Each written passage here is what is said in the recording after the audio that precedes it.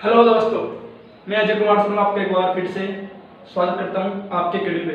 आज हम करेंगे एक्सरसाइज नंबर 4.2 का इंट्रोडक्शन पार्ट। तो 4.1 हमने कंप्लीट कर ली और 4.2 सारणिक हम कंप्लीट करेंगे आज। उससे पहले हम उसका इंट्रोडक्शन पार्ट देखेंगे कि 4.2 में क्या क्या चीज़ें हमें फेस करनी होगी। तो हम उसका एक बार इंट्रोडक्शन कर लेते हैं, ठीक है। तो इसका पहला टॉपिक है, इसके कुछ प्रॉपर्टीज होती हैं डिटरमिनेंट्स की, सारणी के कुछ गुणधर्म होते हैं। सर क्या क्या होते हैं? सर पहला इसका जो प्रॉपर्टी है, फर्स्ट जो इसकी गुणधर्म है वो क्या है? सर वो है कि हम अगर सारणी की रो और कॉलम को इंटरचेंज करते हैं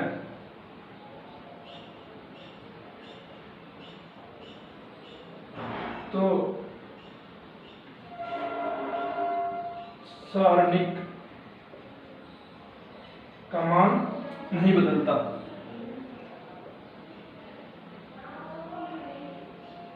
नोट करते रहना।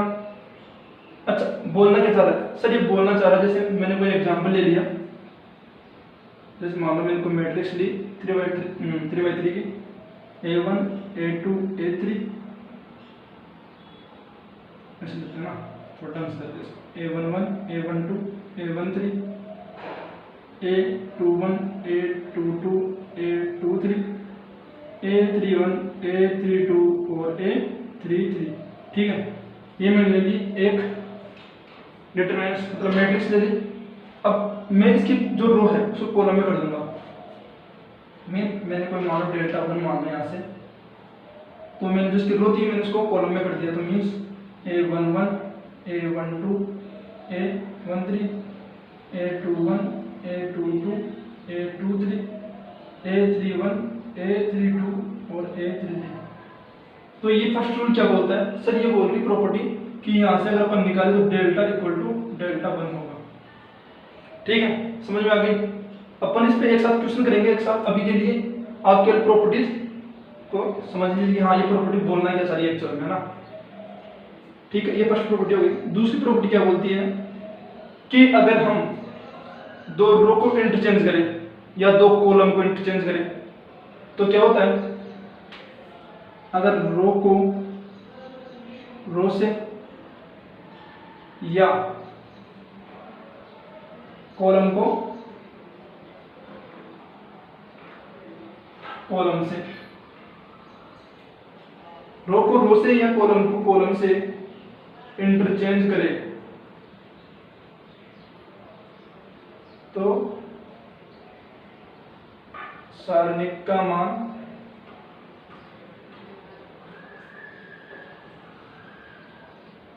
नेगेटिव हो जाता है।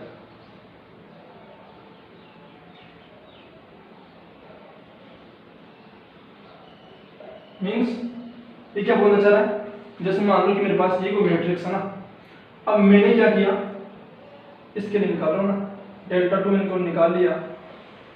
तो मैंने डेल्टा 2 क्या किया, मैंने R1 और R3 को इंटरचेंज कर दिया। मीन्स मैं लिख दूंगा यहाँ पर R1 और R3 इंटरचेंज कर रहा हूँ, ठीक है। यानी कर रहा हूँ मैं A31 A32 और A33 A21 A22 A21 और A11 A12 और A13। तो ये अपनी जो सेकंड प्रॉपर्टी है क्या बोल रही है? सर ये बोल रही है कि यहाँ से अगर अपन निकाले तो डेल्टा इक्वल टू होगा माइनस डेल्टा 2, ठीक है। ये बोलना चाह रही है। तो अपने आगे वाले क्वेश्चन में काम आएगी, तो आप इसको एक बार नोट कर लीजिए।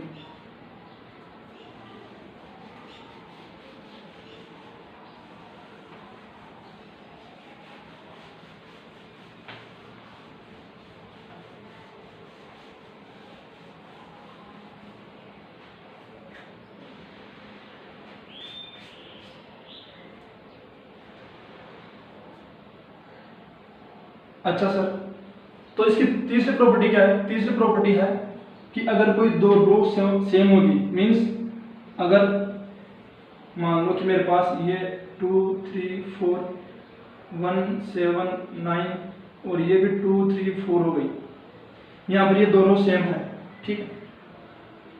तो इस डेल्टा की जो वैल्यू होगी वो 0 होगी। या फिर मैं से बोल सकता हूँ कैसे, इस तरह मेरे पास वो डेल्टा है 5 6 7 7 8 9 और 5 6 7। यहाँ पर दो कॉलम इक्वल है, रो इक्वल नहीं है बट कॉलम इक्वल है, तो इसकी वैल्यू भी 0 होगी। मीन्स ये बोल रहा है थर्ड प्रॉपर्टी कि अगर किन्हीं भी दो रो या दो कॉलम, यहाँ पर दो रो सेम है तो ये 0 हो गया, यहाँ पर दो कॉलम सेम है तो भी ये 0 हो गया। इस तरह से हमारी तीसरी प्रॉपर्टी हमारे काम हो गई।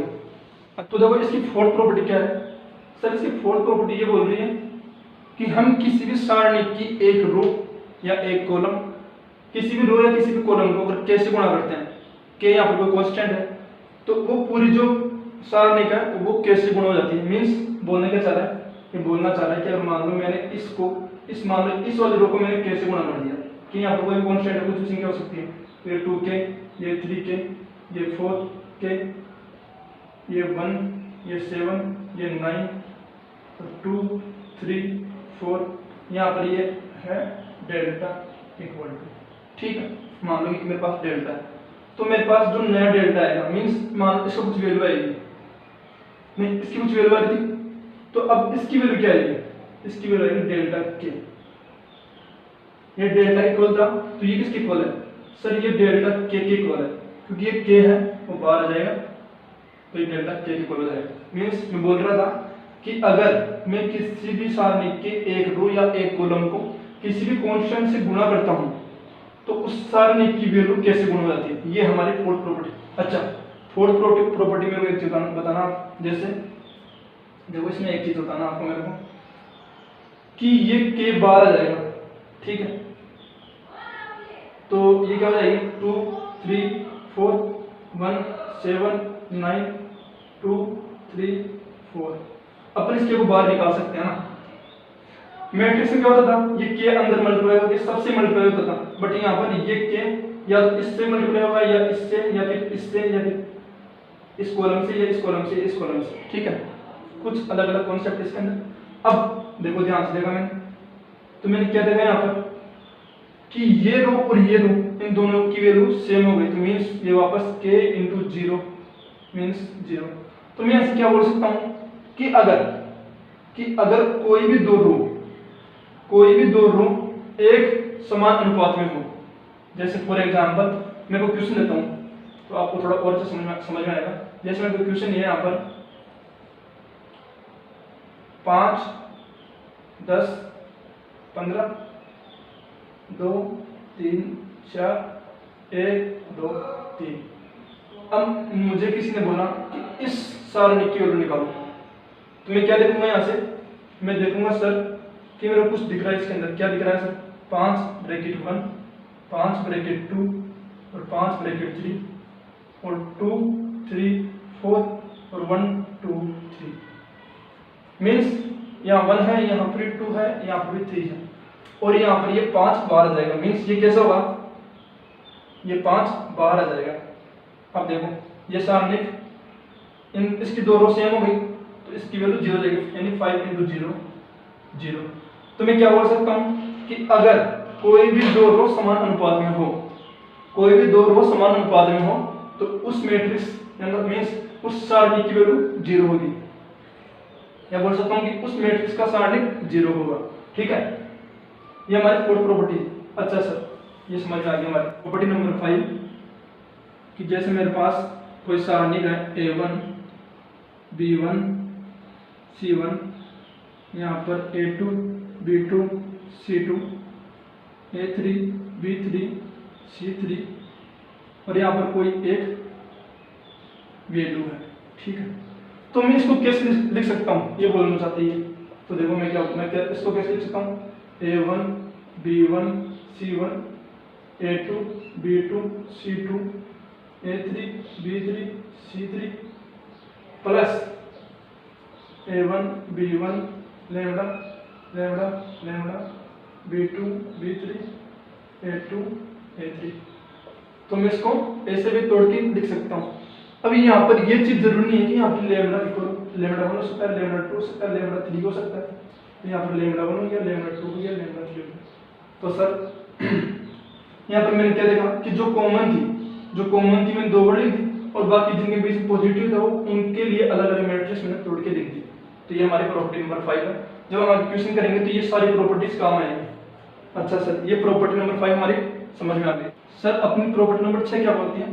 सर प्रॉपर्टी नंबर 6 अपने को बोल रही है कि यदि किसी सारणी की एक पंक्ति या स्तंभ में, यदि किसी सारणी की एक पंक्ति या स्तंभ में उसके संगत दूसरी पंक्ति या स्तंभ के समान गुणजों को जोड़ दिया जाए तो सारणी का मान वही रहता है। अच्छा, बोलना क्या चाह रहा है? सर ये बोलना चाह रहा है जैसे मैंने कोई प्रॉपर्टी लगा दी R1 R1 प्लस के R2, यानी मैंने अभी क्या बोला आपसे कि यदि किसी पंक्ति या स्तंभ, ये मैंने पंक्ति लिख दिया है, मीन्स किसी पंक्ति में अगर उस पंक्ति के संगत अवयव के समान गुणज को जोड़ दूं मैं तो उस सारणी की वैल्यू चेंज नहीं होती। अच्छा, जैसे फॉर एग्जांपल मान लो कि मेरे पास कोई ये सारणी है A1 A2 A3 B1 B2 B3 C1 C2 C3, ठीक है। अब मैंने लगाई ये वाली संख्या यहाँ पर, तो सर ये क्या थी? सर ये थी, तो यहाँ पर ये डेल्टा आएगा वो आएगा R1 प्लस के R2 means A1 plus B1 के B1 A2 प्लस के B2 और A3 प्लस के B3, यहाँ पर B1 B2 B3 C1 C2 C3। तो यहाँ से ये इन दोनों की वैल्यू सेम होगी। ये प्रॉपर्टी नंबर 6 नहीं बोलती है, ठीक है सर। अब एक लास्ट में प्रॉपर्टी बची है, प्रॉपर्टी नंबर 7। तो सर ये क्या बोलती है? तो इसमें डालते अपन। प्रॉपर्टी नंबर 7 बोलती है कि यदि किसी रो को मैं अगर किसी कांस्टेंट से गुणा करके,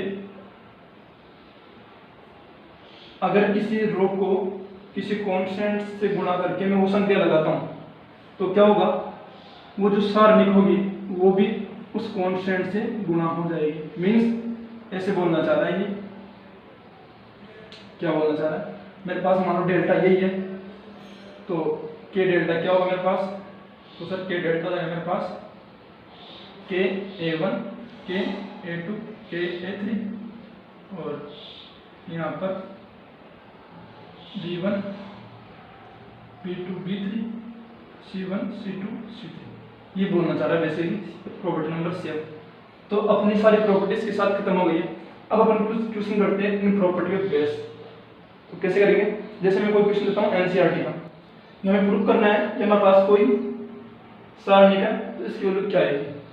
ए क्यूब आएगी। अब हमें इसकी वैल्यू निकालनी है, इसका एक डिटरमिनेंट निकालना है। तो अगर मैं इसको देखूं ध्यान से, तो अगर मैं इसको नॉर्मली सोल्व करूं, कैसे? इसको रोकूं, फिर इनको मल्टीप्लाई करूं, फिर इसको करूं, फिर इन दोनों इनको करूं, ऐसे जैसे अपन नॉर्मल करते हैं। तो वैसे करूंगा सर बहुत लंबा हो जाएगा, बहुत लेंथी हो जाएगा, मेरे को बहुत टाइम लगेगा। तो मैं क्या करूं? मैंने आपको एक चीज बताई थी क्या, कि अगर मान लो कि इन दोनों को मैं 0 कर दूं, अगर मान लो मैं C1 के संगत इसका प्रसार करूं, तो मैं अगर इन दो को 0 कर दूं तो मेरे पास केवल इसकी वैल्यू निकालनी पड़ेगी इनके रेस्पेक्ट में, तो मेरे पास बाकी टर्म 0 हो जाएगी। तो मैं कोशिश करता हूँ कि मैं इनको 0 कर दूँ। कैसे करूँगा? मैं लगाऊंगा पहली संक्रिया, कैसे? R2 में लगाऊंगा R2 माइनस 2R1, और मुझे पता है कि अगर मैं जब ये संख्या लगाऊंगा तो डेल्टा की वैल्यू चेंज नहीं होगी। तो मैं यहाँ पर लिखता हूँ delta equal to a plus b a plus b plus c 2a minus 2, तो ये होगा 0, 3a माइनस 2a, तो ये होगा a, 2b माइनस 2b, तो ये हो गया 0, ठीक है। इधर आए तो 4a minus 2a 2a, 3 minus 2b तो b, और c हो गया 0। और ये ऐसे लिख दिया हमने 3a 6a plus 3b 10a plus 6b plus 3c equal to 0, ठीक है। मैंने यहाँ तक कर दिया, कोई चेंज और? डेल्टा इक्वल कुछ चेंज नहीं होगा। इसके आगे मैंने क्या करूँगा, इसके आगे मैंने लिखा, मैंने लगाई दूसरी संक्रिया क्या 3a, और मैं अगर इसको 3 कर दूँ तो दोनों कट माइनस हो जाएंगे। मैं क्या लगाऊँ, R3 लगाऊँ संक्रिया R3 माइनस 3R1। देखो इससे करते हैं डेल्टा इक्वल टू, और डेल्टा मान चेंज नहीं होगा इससे, हाँ सर कोई दिक्कत नहीं, कर लो। तो a plus b plus c 0 a 2a plus b 3a minus 3 0 6 में 3 गया तो 3a 3a में 3b गया तो 0, ठीक है। 10a में से गया 3a बच गया 7a, 6b में से गया 3b, कितना बचा 3b, और 3c में 3c गया तो 0, ठीक है। इक्वल टू 0 नहीं इसमें ना, ये डेल्टा इक्वल टू है। अब मैं यहाँ से इसका आंसर निकालता हूँ कैसे सर, मैं C1 के संगत इसका प्रसार करूंगा, C1 के संगत प्रसार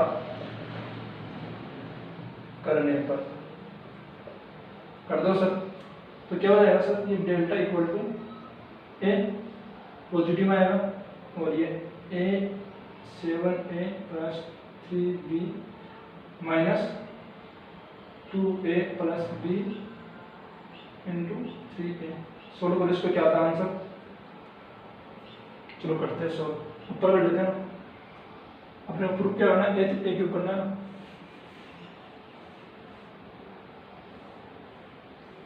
यहाँ तक तो आप समझ गए ना, समझना जरूरी है बस।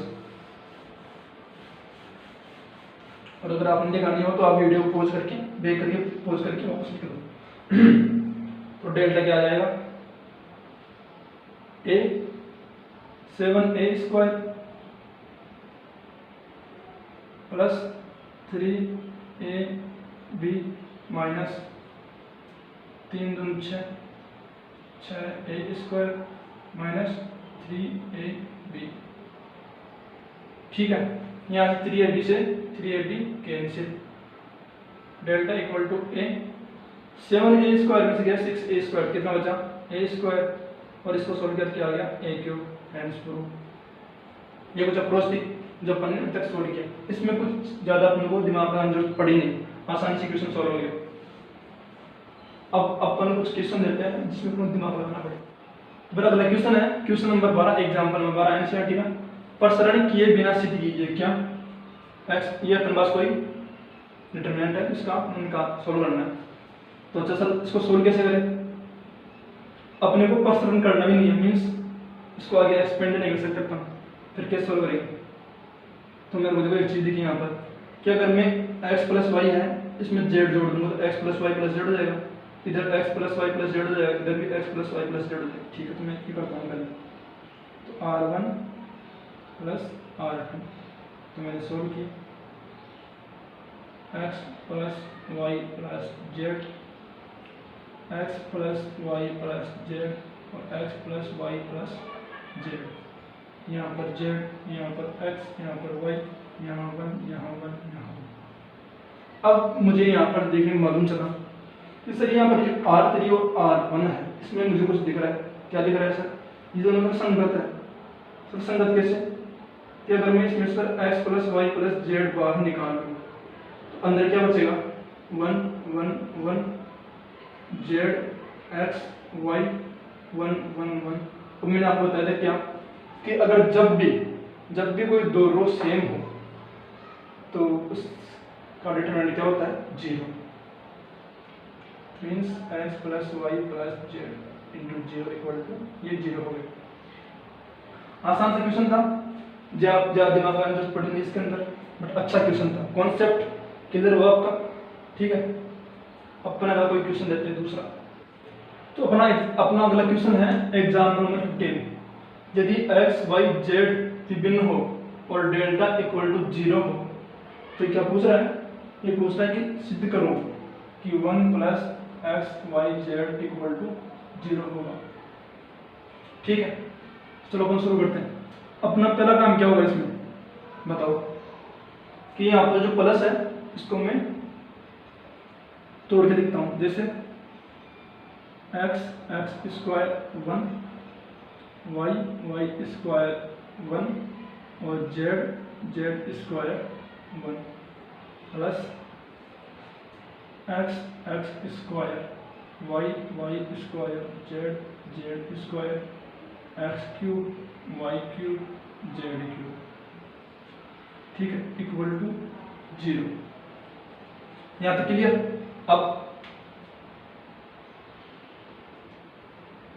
अब मेरे को मैंने यहाँ पर देखा कि अपने इक्वेशन कुछ ऐसा लगा एक्स वाई जेड मीन्स अगर मैं इस वाली रो से x कॉमन ले सकता हूँ, हाँ से ले सकता हूँ, इस वाली रो से y कॉमन ले सकता हूँ, इस वाली रो से z कॉमन ले सकता हूँ, मेरे पास क्या आएगा, यह है x square 1 y square 1 z square 1 plus मैंने इस वाली रो से x कॉमन ले लिया फर्स्ट रो से, सेकंड रो से y कॉमन ले लिया और थर्ड रो से z कॉमन ले लिया, ठीक है। तो मेरे पास क्या आया, यहाँ पर x हट गया, यहाँ पर x square 1 y square 1 z square, ठीक है, इक्वल टू 0। यहाँ तक क्लियर। अब मैं यहाँ पर देखो ध्यान से इन दोनों मैट्रिक्स को, दोनों डिटरमिनेंट को देखो। यहाँ पर मैं कभी क्या होता है कि मैं डिटरमिनेंट और मैट्रिक्स को मैं एक साथ बोल देता हूँ ना, तो उसमें कंफ्यूजन होता है ना। तो देखो क्या करेंगे, यहाँ पर इन दोनों को कुछ में दिख रहा है, अगर हम इनकी कॉलम को इंटरचेंज कर लूँ तो क्या होगा। तो मैंने अब क्या बताया था कि अगर अपन कॉलम को इंटरचेंज करते हैं तो सारणी का मान क्या होता है, माइनस से मल्टीप्लाई होता है। मीन्स यहाँ पर देखो मैं इस वाले को इसकी तरफ बनाऊंगा, तो अगर ये जाएगा इधर, तो यहाँ पर देखो ध्यान से, अगर मैं C3 को C2 से इंटरचेंज कर दूँ तो ये C2 यहाँ पर आ जाएगा, और अगर मैं C1 को कर दूँ इंटरचेंज C2 से तो ये जो C1 है वो यहाँ पर आ जाएगा। तो अब क्या होगा, मैं एक बार मैंने कॉलम चेंज किया तो ये नेगेटिव हो गया, दोबारा और चेंज किया तो नेगेटिव और नेगेटिव पॉजिटिव हो गया। मीन्स अब ये दोनों इक्वल हो जाएंगे, तो 1 x square 1 y square 1 z square plus x y z वापस वही x square 1 y square 1 z square, ठीक है। यहाँ तक क्लियर। अब अगली स्टेप क्या अपनी, अगली स्टेप है सर कि अगर मैं यहाँ से 1 x y z x square y square z square, ठीक, अगर मैं इसको दे दूँ कॉमन तो मेरे पास क्या बचेगा 1 प्लस एक्स वाई जेड। चलो कुछ तो बच रहा है मेरे पास, है ना। ये तो मेरे को प्रूफ करना है, ऐसा नहीं है कि मैं सिर्फ 0 पुट कर दूँ, ये मेरे को प्रूफ करना है, ठीक।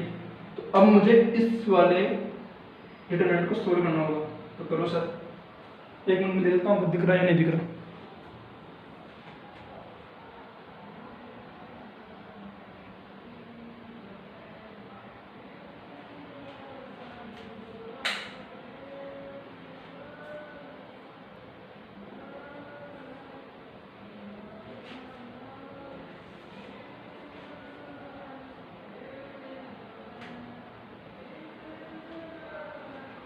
अब मैं उसको सोल्व करता हूँ, करो सर। तो मैं इसको ऊपर सोल्व कर देता हूँ ना। अब ये स्टेप ने सीख ली तो इसको मिटाए, अब इसको सोल्व करता हूँ। मैं क्या करूँगा, R1 माइनस R2 कर दूँ, ठीक है, और R3 में लगा दूँ R3 माइनस R2। देखो जब कभी भी आप दो संक्रिया एक साथ लगाए तो ध्यान रखना कि अगली वाली संक्रिया लगाओ उसके कारण पिछली वाली संक्रिया पे कोई इफेक्ट ना हो। तो देखो मैंने यहाँ पर R1 का यूज नहीं किया, जो संक्रिया में आप लगा चुके हो, अब देखो ये चेंज हो जाएगी इसके बाद में, अब ये चेंज हो गई, मैं इसको यहाँ पर लगा दूंगा और मैं लगाऊंगा पिछली वाली, तो दोनों इंटरकनेक्ट नहीं होगी। ध्यान रखना इस चीज का ना कि अगर मैंने यहाँ पर R1 ले लिया यूज में तो R1 दूसरी संख्या में कहीं पर भी यूज नहीं आना चाहिए। तो देखो मैंने लगाई यहाँ से delta equal to R1 minus R2, 1 minus 1 0, x minus y x square minus y square, नीचे 1 वाई स्क्वायर, और अब R3 में R3 माइनस R2 तो 1 माइनस 1 0, जेड माइनस वाई और z square minus y square. ठीक है, अब मैं यहाँ पर गया तो मैंने देखा, क्या देखा सर, क्या देखा सर आपने कि मैं यहाँ से x माइनस वाई कॉमन ले लूँ ऊपर वाली से, तो और नीचे वाली से मैं जेड माइनस वाई कॉमन ले लो सर। मैंने देखा यहाँ पर, तो मैंने इसको ऊपर से लिया, x माइनस वाई कॉमन ले लिया इससे, और इससे जेड माइनस वाई कॉमन ले लिया, तो मेरे पास मैट्रिक्स क्या बची, 0 1 x plus y 1 y square 0 1 z plus y मान लिया, वाई प्लस जेड मान। देखिए जब मैंने इसको आगे सोल्व किया मेरे पास क्या आएगा, अच्छा एक चीज तो लगाना भूल गया, 1 प्लस एक्स वाई जेड भी इससे मल्टीप्लाई में है, 1 प्लस एक्स वाई जेड भी इससे मल्टीप्लाई में है, 1 प्लस एक्स वाई जेड, अब इसकी इक्वल आएगी, और यहाँ पर 1 प्लस एक्स वाई जेड इसके मल्टीप्लाई में आ गया। ठीक है, इसको मिटा देते अपन, इसको मैंने आगे सोल्व किया, x minus y z minus y और 1 प्लस एक्स वाई जेड, और इसको सोल्व किया मेरे पास क्या आएगा, -1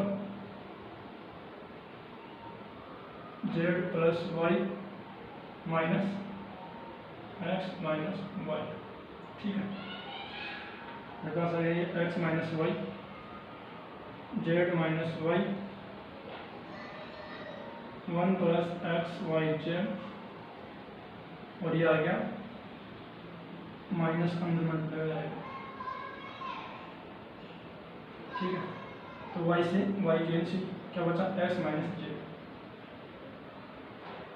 ठीक, अब देखो यहाँ पर ध्यान से हमने देखा कि 1 plus x y z equal to मुझे 0 प्रूव करना था, बट मेरे पास ये 3 टर्म एक्स्ट्रा रहे, बट किसने ये बोला है कि एक्स वाई और जेड तीनों अलग अलग संख्याएं हैं, मीन्स एक्स इक्वल नहीं है वाई के और इक्वल नहीं है जेड, तो ये कभी 0 नहीं हो सकता, ये वाली टर्म कभी 0 नहीं हो सकती, ये वाली टर्म कभी 0 नहीं हो सकती, और ये जब इक्वल आ रहा है पहले से।